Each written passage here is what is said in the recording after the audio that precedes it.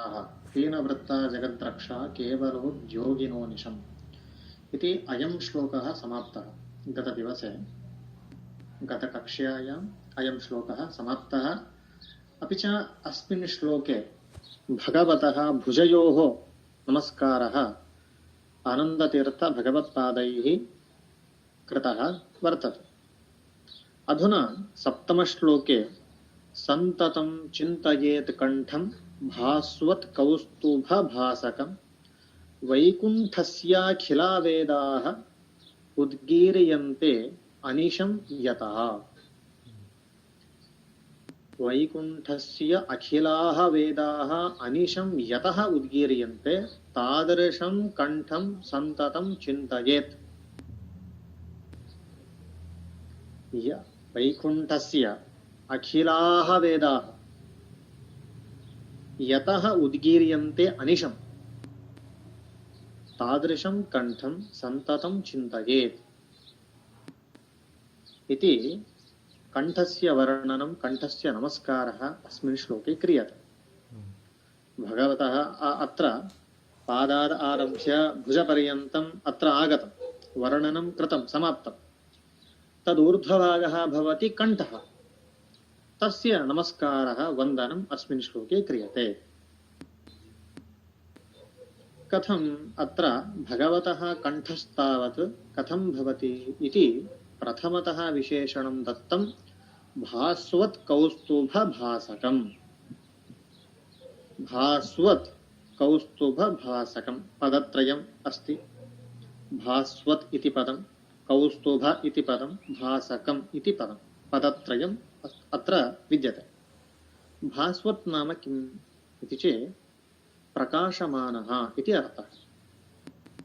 भास्वत् इति शब्दस्य अर्थः कः? प्रकाशमानः। भादीप्तौ इति धातुना निष्पन्नः अयं शब्दः। भास्वत् इति चेत् दीप्तः अथवा दीप्तिमान् इति चेत् प्रकाशमानः इति अर्थः। प्रकाशमानः किम्? कौस्तुभः। कौस्तुभ नाम मणिः वर्तते। कौस्तुभ नामक मणिः। यथा वज्रः, वज्रम् इति कश्चन मणिविशेषः, पाषाणविशेषः, तथैव कौस्तुभ इति नाम्ना प्रसिद्धः कश्चन मणिविशेषः अस्ति। तादृश कौस्तुभमणिः कथं विद्यते इति चेत् भास्वत् वर्तते, अर्थात् प्रकाशमानः वर्तते, अर्थात् तेजोमानः, जाज्वल्यमानः भवति इति अस्माभिः ज्ञेयम्। भास्वत् कौस्तुभेन भासकम्। भास्वत् अर्थात् प्रकाशमान कौस्तुभमणिना भासकः अयं कण्ठः, अर्थात् शोभमानः अयं कण्ठः, प्रकाशमानः अयं कण्ठः इति अस्माभिः चिन्तनीयम्। परन्तु कौस्तुभमणिना भगवतः कण्ठः प्रकाशते वा अथवा कौस्तुभमणिः भगवत्कण्ठस्पर्शेन सह प्रकाशते वा इति अत्र विचारद्वयमस्ति। यतोहि भगवन्तं न केऽपि पदार्थाः अलङ्कुर्वन्ति। सर्वेऽपि पदार्थाः भगवत्सम्बन्धेन अथवा भगवत्सम्पर्केण अथवा भगवत्सहितत्वेन ते प्रकाशन्ते। अत्र अस्माभिः गम्यम्। अर्थात् न कानिचन आभरणानि भगवन्तम् अलङ्कुर्वन्ति। ये आभरणानि सन्ति ते भगवत्सम्पर्केण ते शोभमानाः भवन्ति। अस्माभिः चिन्तनीयम्। कदाचन उत्तमपुरुषाः, महज्जनाः, ज्ञानिश्रेष्ठाः भवन्ति। तेषां पुरस्काराः, बहुमानादयः वितीर्यन्ते संस्थाभिः वा अथवा सर्वकारैः वा। नाना अनेकविध पुरस्काराः तेभ्यः दास्यन्ते। परन्तु कदाचन किं भवति पुरस्कारेण ते शोभमानाः भवन्ति परन्तु कदाचन यदा यं पुरस्कारं प्राप्नोत् तेन पुरस्काराः शोभमानाः भवन्ति। अत्रापि किं भवति इति चेत् कौस्तुभमणिना भगवान् न शोभते, भगवत् सम्पर्केण कौस्तुभमणिः शोभते इति अत्र अस्माभिः चिन्तनीयम्। नो चेत् किं भवति भगवान् कुतः सुन्दरः भवति इति चेत् सः सर्वाणि आभरणानि सः धरति, अतः सः शोभमानः भवति इति केचन वदन्ति। परन्तु तथा न, भगवान् निराभरणः अपि निरङ्कारः अपि तदापि सः अतिसुन्दरः। यतोहि यदा भगवतः वामनावतारः समभूत् तदा भगवान् न कानिचन आभरणानि न किमपि आभरणं सः धरति, तथापि दीनदण्डकमण्डलुमेखला इति भागवते कश्चन श्लोकः वर्तते। तादृशेऽस्मिन् श्लोके वेदव्यासः वदन्ति केवलं कौपीनधरः सः, न कमपि आभरणं सः धृतवान्, तदापि तादृशं पुरुषं द्रष्टुं देवाः स्वर्गात् आगच्छन्ति स्म, तावान् सुन्दरः सः आसीत्। अतः आभरणेन तस्य शोभा न वर्धते, किन्तु तस्य सम्बन्धेन आभरणानि शोभन्ते इति अस्माभिः चिन्तनीयम्। तादृश अर्थ महोदय इत्युक्ते आभरणानां सुन्दरता वर्धते केवलं भगवत् सम्पर्कं यदि स्यात्, यदि क्रियते चेत् तदा एव आभरणानि शोभन्ते, आभरणैः भगवान् न शोभते इति अस्माभिः चिन्तनीयं तावदेव। तस्मिन् अर्थे अत्र समासः कथं करणीयः? भास्वत्कौस्तुभस्य भासकः, भासं करोति, प्रकाशं करोति इति भासकः प्रकाशकः। कौस्तुभमणेः भास्वत्कौस्तुभस्य कौस्तुभमणेः भासकः अयं कण्ठः इति अत्र समासः करणीयः। बहुव्रीहि समासः, षष्ठी तत्पुरुष समासः। परन्तु कान्थस्य विषये एतत् कौस्तुभमणेः प्रकाशकः कः? कौस्तुभमणेः प्रकाशकः अयं कण्ठः।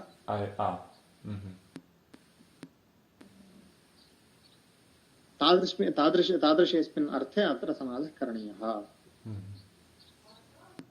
अपि च वैकुण्ठः नाम किम्?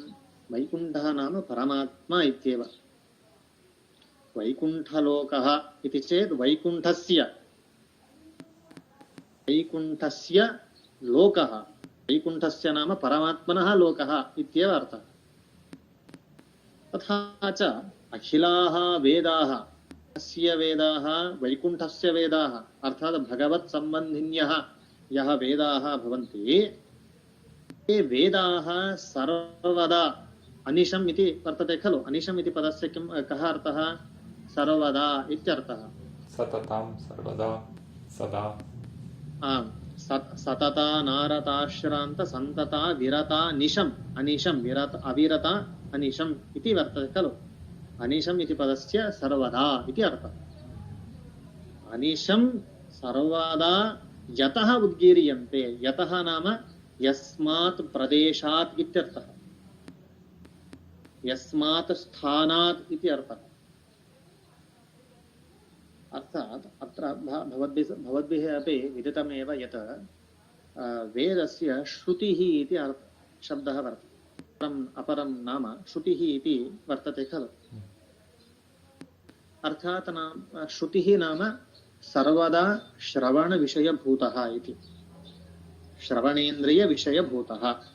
अर्थात् सर्वदा यः कोऽपि जनः तान् वेदान् उच्चरति, सः वेदः कैश्चन मनुष्यैः वा अथवा देवताभिः वा श्रूयते इति कृत्वा तस्य श्रुतिः इति नाम वर्तते। सर्वदा न गुरुकुले यथा प्रातःकाले वेदपाठः भवति तथा न सर्वदा सर्वदा नाम किम् इत्यत्र अस्माभिः एवं रीत्या चिन्तनीयम्।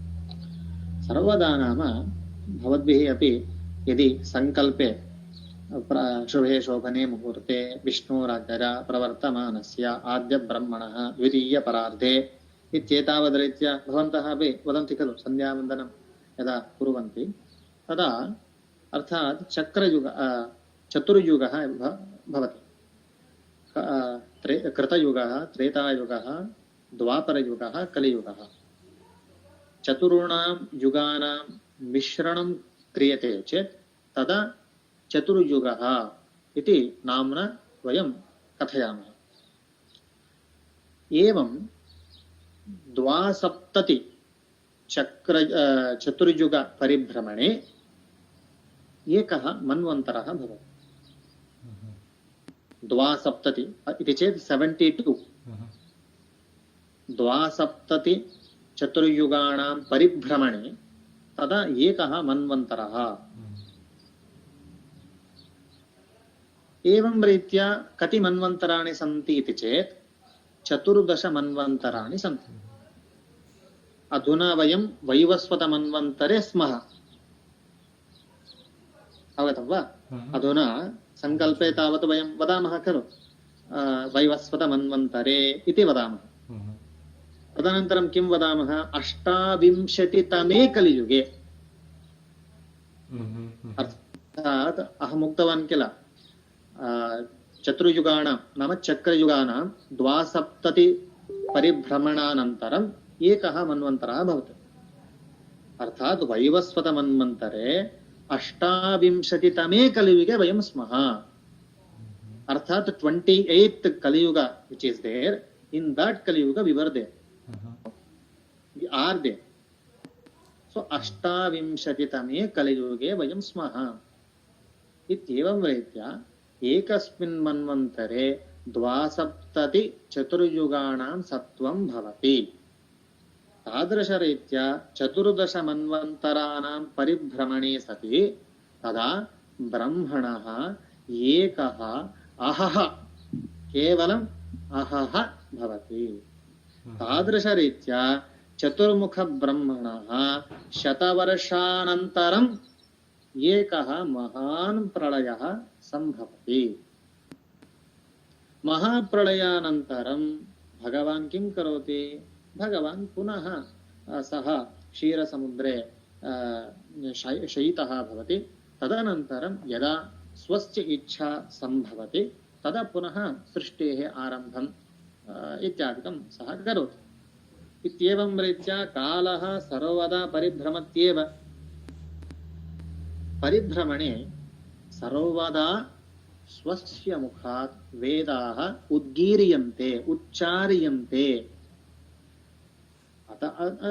सः वदति चेत् कः शृणोति इति चेत् सः यदा महाप्रलयं करोति तदा सर्वानपि सः स्वस्य उदरे निक्षिपति। तदेव उक्तम् अखिलम्भरम् इति। सर्वानपि विनाश्य सः किं करोति? स्वस्य उदरे तान् सर्वानपि निक्षिपति। पुनः सृष्टिं यदा सः कर्तुम् आरभते तदा पुनः सर्वाणि बहिः निर्गमयित्वा तेन सृष्टिं करोति। इत्येवं रीत्या अस्माकं सृष्टिक्रमः भवति। तदा प्रलयानन्तरम् अथवा प्रलयात् पूर्वं वा सर्वदा यस्मात् प्रदेशात् यस्मात् स्थानात् एते वेदाः उद्गीर्यन्ते, उच्चार्यन्ते, अर्थात् भगवान् सर्वदा वेदान् उच्चरत्येव इति वयं जानीमः। तादृशस्थानं कण्ठम् अत्र अनन्ततीर्थ भगवत्पादाः स्तुवन्ति। बहु सुन्दरं, बहु गम्भीरः विचारः, अत्यन्तं बहु। यतः श्रुतिः इति पदस्तावत् वर्तते खलु। श्रुतिः नाम किं? सर्वदा श्रूयमाणा एव इति अस्माभिः विज्ञायते। सर्वदा श्रूयमाणा एव कः उच्चरति कः शृणोति इति चेत् अनिशं यस्मात् प्रदेशात् वेदाः उद्गीर्यन्ते अर्थात् भगवान् तान् सर्वान् अपि उच्चरति चतुर्मुख ब्रह्म उदरस्थः एव भूत्वा तान् वेदान् शृणोति अतः श्रुतिः इति शब्दः वेदानामस्ति तमेव अत्र प्रत्यपादयन् आनन्दतीर्थ भगवत्पादाः यतः इत्युक्ते यस्मात् यस्मात् स्थानात् यतः उद्गीर्यन्ते यस्मात् स्थानात् उच्चार्यन्ते एते वेदाः अर्थात् सर्वेपि कण्ठेनैव उच्चरन्ते खलु अतः तादृशं कण्ठम् अहम् अत्र नमामि सुन्दरम्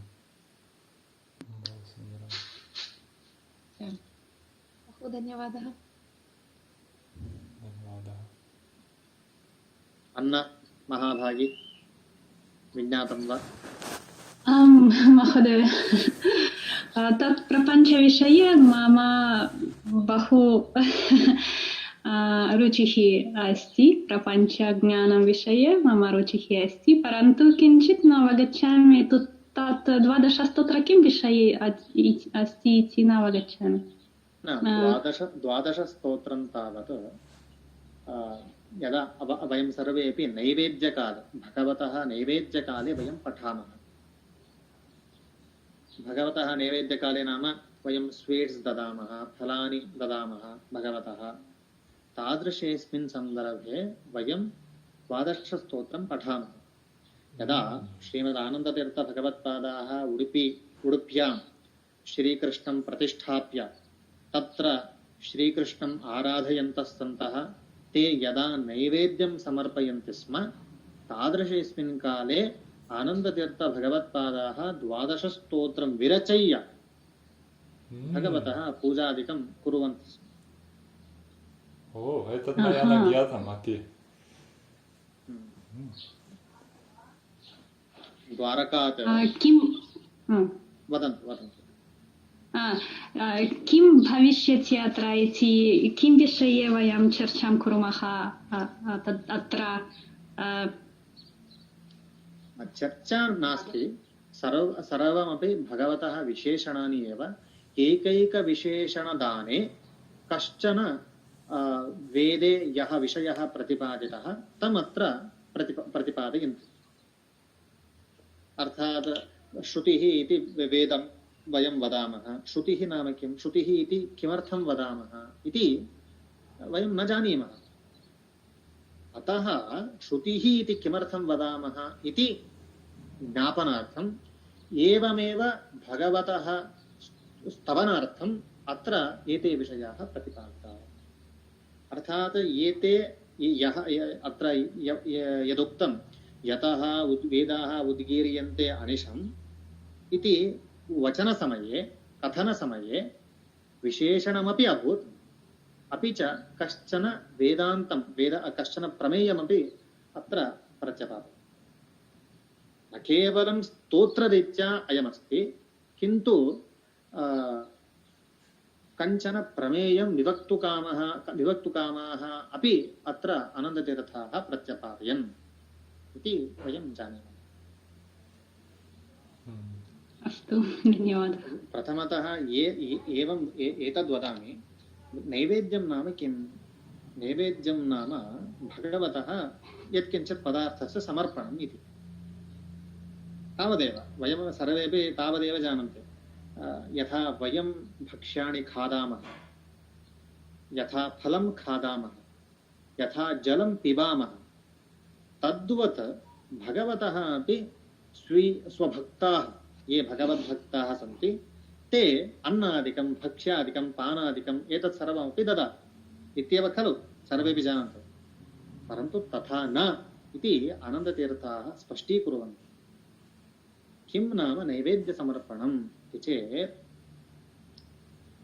सर्वैरपि एतत् ज्ञातमेव सर्वेषु पदार्थेषु भगवान् सन्निहितः इति तु जानीमः खलु सर्वेषु पदार्थेषु मयि भवत्सु सर्वेषु जीवजडादिषु सर्वेषु अपि पदार्थेषु भगवान् अस्ति। इदं तु सर्वैरपि ज्ञातमेव। तथा च नैवेद्यं नाम अपि च एतदपि ज्ञायते, भगवान् सः नित्यसन्तुष्टः नित्यतृप्तः। अस्माभिः यः दत्तं पत्रपुष्पादिकं तत् स्वीकृत्य तस्य सन्तोषः तृप्तिरव न जायते, तो हि सः नित्यतृप्तः। अस्माकं समर्पणेन सः कथं तृप्तः भवेत् इति सामान्य जिज्ञासा। समुद्रे जलानि विद्यन्ते, अस्माकं स्वहस्तेन यावत् जलं स्वीकर्तुं शक्यते तावत् जलं स्वीकृत्य समुद्रे यदि निक्षिपामः, निक्षिप्य अहमेव समुद्रस्य जलस्य वृद्धिम् अकुर्वम् इति यदि मया चिन्त्यते चेत् तदा कियत् हास्यास्पदादिकं भवेत्। तर्हि अत्र नैवेद्यसमर्पणं नाम किम् चेत्, नैवेद्यसमर्पणकाले ये पदार्थाः सन्ति तादृशेषु पदार्थेषु विद्यमानः यः भगवान् अस्ति, अपि च आराध्यमूर्तौ यः भगवान् अस्ति, द्वावपि एकः एव। तेषु भेदः नास्ति इति चिन्तनप्रक्रिया एव भगवतः नैवेद्यसमर्पणप्रक्रिया। ब्रह्मार्पणं भगवद्गीतायामत्र तत् श्लोकः अस्ति। अहम् अधुना काश्मीरफलं नैवेद्यं करोमि। काश्मीरफले भगवद्रूपः अन्यः, अथवा कदलीफलं निवेदयामि, तस्मिन् फले भगवद्रूपः अन्यः, परन्तु भगवान् एव।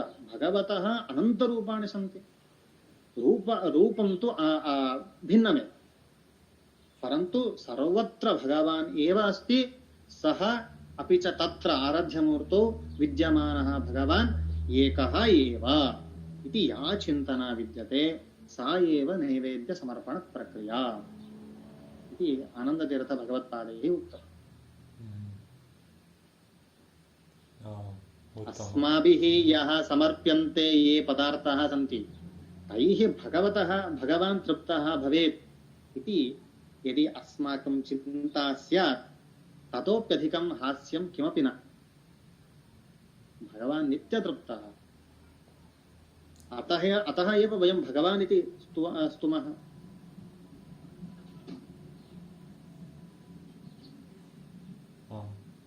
एषः विषयः न केनापि प्रतिपादितः,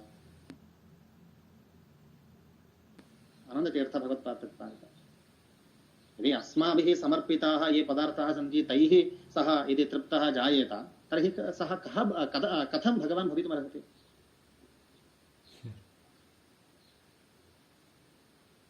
अस्माभिः समर्पिताः ये पदार्थाः सन्ति तान् यदि अस्माकं पिता वा माता वा भ्राता स्वसा वा ते स्वीकृत्य ते सन्तुष्टाः भवन्ति। अतः एव ते मनुष्याः। अथवा ये अधिकारे विद्यन्ते, सर्वकारीये ये विद्यन्ते महान्तः, ते अस्माभिः प्रदत्तान् पदार्थान् स्वीकृत्य ते सन्तुष्टाः भवन्ति। ते मनुष्योत्तमाः, परन्तु देवाः देवदेवोत्तमः यः भगवान् अस्ति सः न केनापि तृप्तः भवति, यतोहि सः नित्यतृप्तः। तर्हि किमर्थम् इदं नैवेद्यसमर्पणप्रक्रिया इति चेत्, तत्र विद्यमानः भगवान्, आराध्यमूर्तो विद्यमानः भगवान् द्वावपि एकः एव इति नैवेद्यं समर्प्य वयं ओम नमो नारायणाय अथवा श्रीकृष्णाय नमः इति अष्टोत्तरशतवारं वयं जपं कुर्मः। तादृशेऽस्मिन् सन्दर्भे अथवा 12 स्तोत्रपठनकाले भगवान् एकः एव इति वयं अस्माभिः चिन्तनीयं। तदेव नैवेद्यसमर्पणप्रक्रिया।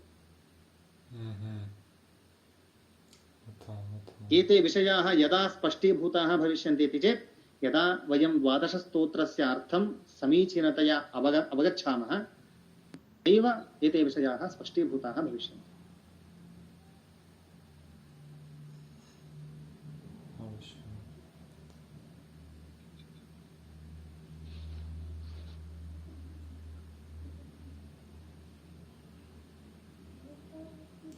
स्पष्टं वा? आम् स्पष्टम् अन्ना स्पष्टम्। इतोपि यदि प्रश्नाः स्युः तर्हि पृच्छन्तु।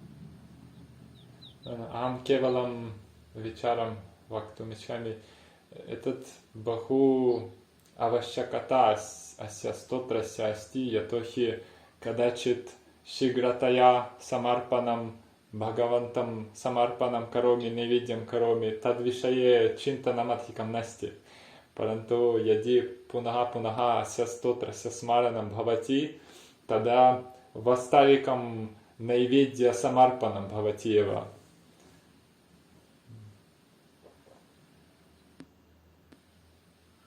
तर्हि सर्वेपि नैवेद्यसमर्पणकाले किं कुर्वन्ति भारतदेशे अथवा नैके सर्वत्र किं कुर्वन्ति इति चेत् नैवेद्यसमर्पणकाले आं स्वीकुर्वन्तु स्वीकुर्वन्तु इति हस्तप्रदर्शनादिकमपि कुर्वन्ति परन्तु तथा न भगवान् सः नित्यतृप्तः एतदपि वेदे एव उक्तं किल भगवान् इति कं वदामः यः नित्यतृप्तः भवति यः नित्यशक्तः भवति यः सर्वमपि जानाति सः भगवान् खलु सः पराधीनः न कस्मिंश्चिदपि विषये सः पराधीनः न वयं पराधीनाः यतोहि यदि भोजनं अस्माभिः करणीयं चेत् अस्माकं मातरं वा अथवा यं कमपि जनं वा वयं पृच्छामः यतोहि वयं पराधीनाः सः स्वतन्त्रः अर्थात् न पराधीनः यस्मिन् कस्मिंश्चिदपि विषये सः यं कमपि आश्रयं न कुर्वन्ति सः नित्यतृप्तः आदर्शस्य नित्यतृप्तस्य भगवतः अस्माभिः यदा स नैवेद्यादिकं समर्पणं भविष्यति चेत् तस्य अर्थः कः अर्थात् अस्माभिः समर्पितान् यान् पदार्थान् स्वीकृत्य सः तृप्तः न भवेत् न भवति च केवलम् अस्माकं चिन्तनार्थं सर्वेषु पदार्थेषु भगवान् विद्यमानः एकः एव इति अस्माकं चिन्तनार्थं तादृशप्रक्रिया अस्ति।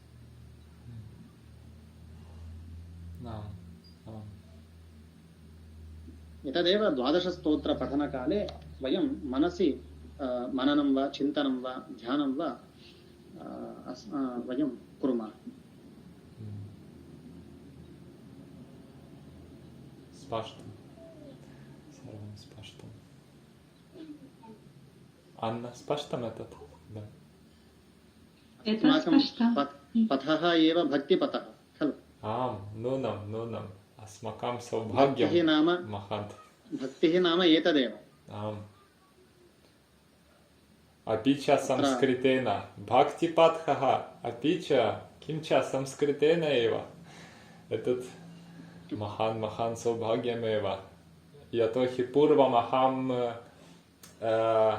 अन्यैः जनैः पाठं कृतवान् परन्तु तत्र भक्तिविषयम् अधिकं नास्ति संस्कृतेन परन्तु भक्तिविषयाः न्यूनाः एव आसन् अत एव एतत् महान् सौभाग्यं यत् भवान् अस्मान् एव स्वीकृतवान् अपि च इदानीं तथा किमपि न अध्यापयति केवलं संस्कृतप्रवर्धनाय अपि च भक्त्युद्रेकाय ये जनाः आगच्छन्ति अथवा ये पठितुम् उत्सुकाः भवन्ति तेषां कृते यदि साहाय्यं स्यात् मया तर्हि मया करणीयं गुरोः उपदेशः अपि तथैव वर्तते। महोदय प्रश्नः अस्ति यत् भागवतकार्यशाला या इदानीं समाप्ता एतादृशाः कार्यक्रमाः भविष्यत्काले प्रचलिष्यति वा? आं प्रचलिष्यति तदेव तस्य एव विचारः अस्माभिः क्रियते नैके विद्वज्जनाः अपि सन्ति तेषां मार्गदर्शने यथा स्यात् उत्तमरीत्या तथैव वयं कुर्मः। अस्माकं चिन्ता अपि अस्ति द्रष्टव्यं, परन्तु अधुना वयं विश्रान्तौ स्मः। एतत् कार्यक्रम कुत्र प्रचलितवती कार्यक्रम श्रीमद्भागवत विषये? भागवतविषये तत् सर्वमपि आन्लैन् अन्तर्जालमाध्यमे एव सर्वमपि अभूत्।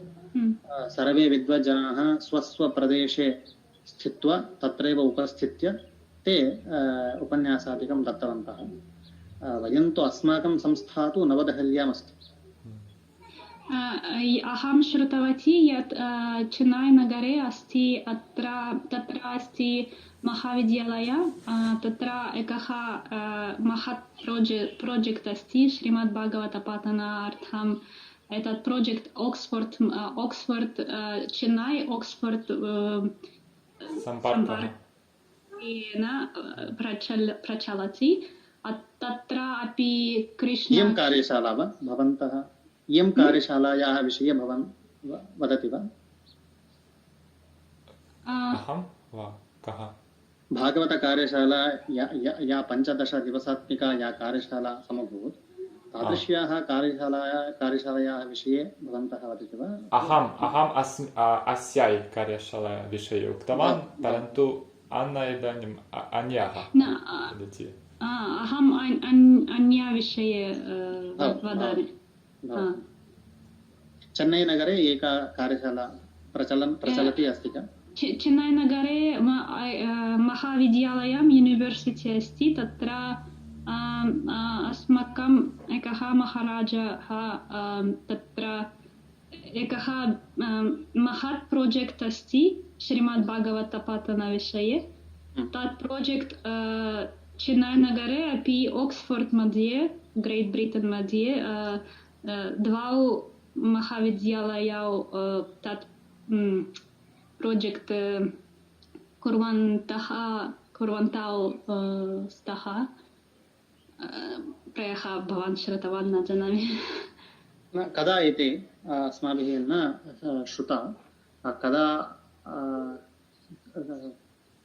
कियत् समयानन्तरम् एतत् प्रोजेक्ट् प्रचलन् अस्ति अथवा?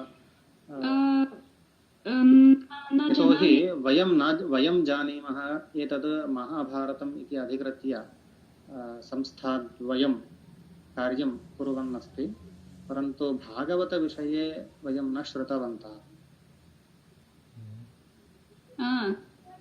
भागवतग्रन्थविषये वा अथवा कस्य भागवते बहवः विषयाः निरूपिताः। प्रत्येकं विभागं कृत्वा यदि कस्मिंश्चित् विषये ते प्रोजेक्ट् कुर्वन्ति वा अथवा तद्विषयः मया न ज्ञातः, श्रुतः। यदि कश्चन लिङ्क् अस्ति चेत् तर्हि प्रेषयन्तु, तर्हि पश्यामि अहमपि। प्रेषयिष्यामि। तत् प्रोजेक्ट् अहम् द्वौ वर्षौ पूर्वं श्रुतवती। जानामि, 2 वर्षौ। तस्मिन् सन्दर्भे अस्माकं संस्था एव न प्रारब्धा।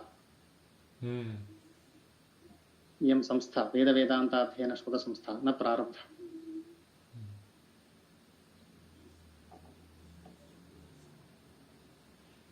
अस्तु, लिङ्क् मह्यं प्रेषयतु, अहम् अस्माकं आचार्याय प्रेषयामि। महोदयः, मम अन्तिमं वाक्यं कृपया अस्माकं मत्पक्षतः भूरिशं धन्यवादं प्रेषयतु, ये अस्य भगवत्कार्यशाला 5 दिवसीय आयोजकाः, ये सर्वे वक्तारः, तेषां भूरिशः धन्यवादः। एतेषु अहं न सर्वदा तत्र ऑनलाइन आसम्, परन्तु अहं प्रायः इदानीम् 8मं दिनं शृणोमि यत् चलच्चित्रमुद्रणम् अस्ति यूट्यूब् माध्यमेन।